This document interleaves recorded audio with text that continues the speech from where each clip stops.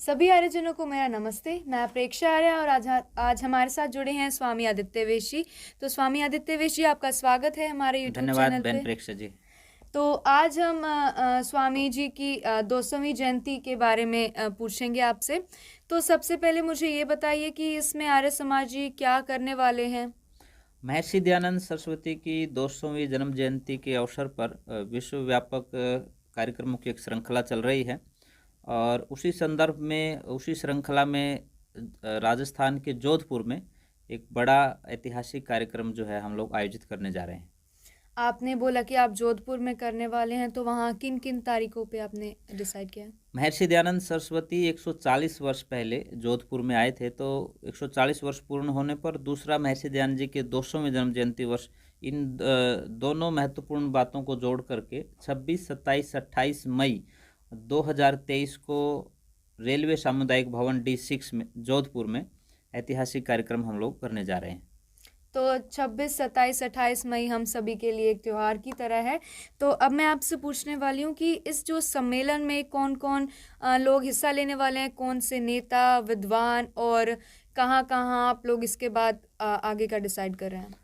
इस कार्यक्रम में मुख्य अतिथि के रूप में अगर आप राजनेता की बात कर रहे हैं तो माननीय अशोक गहलोत जी जो मुख्यमंत्री हैं राजस्थान के, वो आ रहे हैं।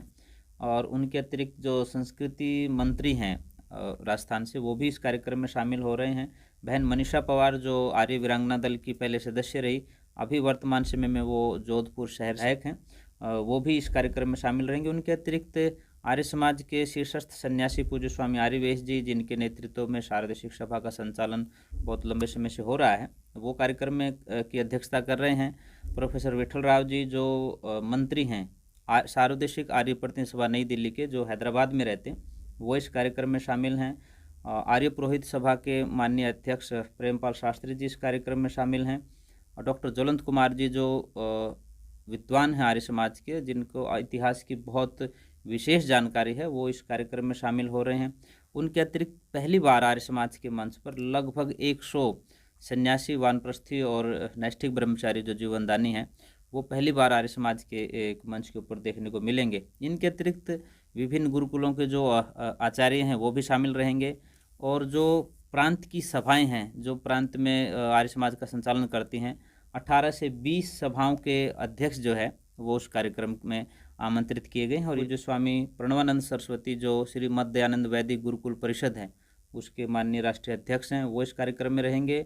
और भारतीय आर्य भजनोपदेशक परिषद जो है, उसके राष्ट्रीय अध्यक्ष श्री सहदेव भेदड़क जी जो है वो इस कार्यक्रम में शामिल रहेंगे। तो जो आर्यजन वहाँ पर आने वाले हैं, उनके खाने पीने की और निवास की क्या व्यवस्था है? आवास की और भोजन की हमने बहुत सुंदर व्यवस्था वहाँ की है। लगभग 6 से 7 हज़ार लोगों की ठहरने की व्यवस्थाएं हो चुकी हैं। और जैसे जैसे हमारे पास सूचनाएं आ रही हैं, उसी हिसाब से हम तैयारियां कर रहे हैं। वहाँ आसपास के होटल, आसपास की जो धर्मशालाएं हैं या जो विद्यालय हैं, वो हमने बुक किए हैं। कई हॉस्टल जो हैं उनको बुक किया है, यूनिवर्सिटीज़ के हॉस्टल को, और कॉलेज के जो हॉस्टल हैं उनको बुक किया है। तो हम लोग व्यवस्थाएं कर रहे हैं। तो ये जो आर्यजन वहाँ पर आने वाले हैं, वो किन किन राज्य से आने वाले हैं? जैसा मैंने पहले आपको संकेत किया था, तो लगभग 20 प्रांतों से जो है इसमें आर्य समाज से जुड़े हुए प्रतिनिधि जो है वो आ रहे हैं। भारत के अलावा बाहर के देशों से भी प्रतिनिधि रूप में कुछ लोग आ रहे हैं, परंतु ज़्यादातर लोग जो है वो भारत से ही हैं। तो ये जो महासम्मेलन है, इसमें क्या क्या कार्यक्रम होंगे ताकि जो दर्शक हैं वो उनको जानकारी मिल सके और वो आ सकें? अ, ये एक उत्सव की तरह से हम लोग इस कार्यक्रम को मना रहे हैं। कार्यक्रम में जहाँ आर्य वीरों की शाखाएं चलेंगी प्रतिदिन सुबह, वहीं एक दिन आर्य वीरों का जो है व्यायाम प्रदर्शन भी होगा। और जो सबसे पहला और उद्घाटन सत्र रहेगा इस कार्यक्रम का, उसमें आज़ादी के आंदोलन में आर्य समाज की भूमिका, इस विषय के ऊपर पूरा कार्यक्रम जो है केंद्रित रहेगा। और डॉक्टर ज्वलंत कुमार शास्त्री जी इसमें मुख्य वक्ता के रूप में पहुंच रहे हैं। तो एक कार्यक्रम ये रहेगा। दूसरा जो है आर्य युवा सम्मेलन रहेगा कि युवाओं की भूमिका वर्तमान समय में क्या हो सकती है इस देश के विकास के अंदर, ये मंथन करेंगे। और नारी सशक्तिकरण और आर्य वीरांगना सम्मेलन भी जो है एक दिन आयोजित करेंगे, ताकि महिलाओं की वर्तमान जो समाज है उसमें क्या भूमिका हो सकती है, इसके ऊपर आर्य समाज की विदुषियाँ जो है, जो गुरुकुलों की आचार्याएँ हैं, आर्य समाज की वैदिक विदुषियाँ हैं, वो जो है इस सम्मेलन को संबोधित करेंगे। और एक कार्यक्रम जो सबसे विशेष रहेगा, सामाजिक समरसता सम्मेलन, जिसमें विभिन्न मत और विचारों के मानने वाले लोगों को आमंत्रित कर रहे हैं, जो अपनी ओर से महर्षि दयानंद सरस्वती को श्रद्धांजलि भी देंगे।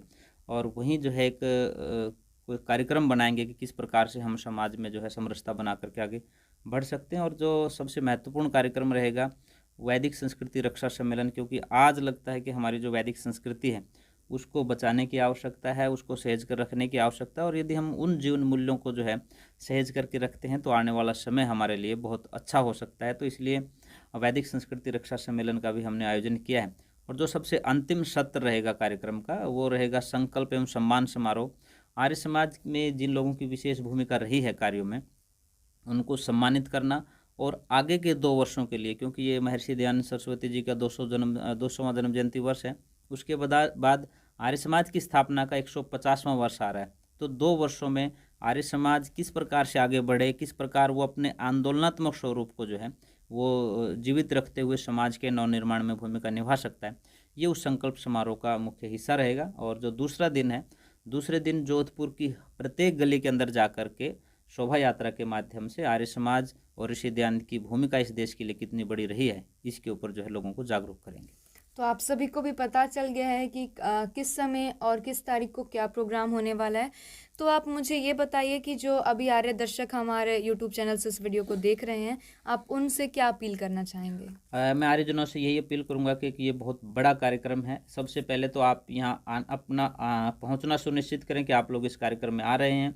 आप खुद नहीं आ पा रहे हैं तो दूसरे साथियों को प्रेरित करें, ज़्यादा से ज़्यादा लोगों तक इस संदेश को भेजें कि वो इस कार्यक्रम में शामिल हों। क्योंकि मैं ये मानता हूँ कि महर्षि दयानंद जी का 200वां जन्म जयंती वर्ष जैसे अब आया है, तो अगला 300वां जयंती वर्ष आएगा तो हम लोग नहीं देख पाएंगे। ये हम इसको ऐतिहासिक बना जाएं, ऐसा हमें प्रयास करना चाहिए।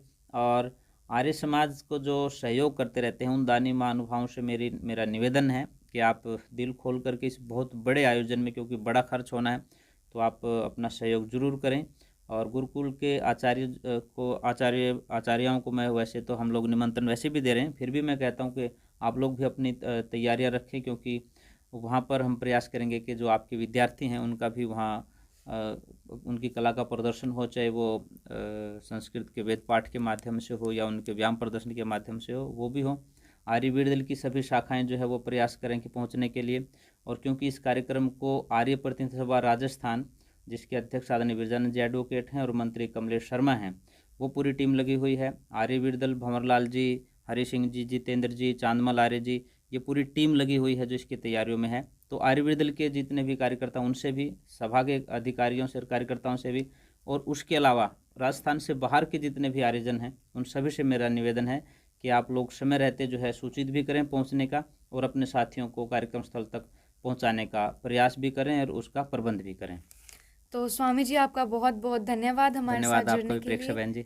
तो आप सभी से भी विनती है कि आप आने से पहले सूचित कर दीजिएगा, ताकि आपको भी आसानी हो और हमें भी आसानी हो। अगर आपको ये इंटरव्यू अच्छा लगा तो यूट्यूब चैनल को सब्सक्राइब करना मत भूलना, ताकि आपको आर्य समाज से जुड़ी सभी नई नई सूचनाएं मिलती रहें समय पर। बहुत बहुत आप सभी का धन्यवाद। धन्यवाद। नमस्ते।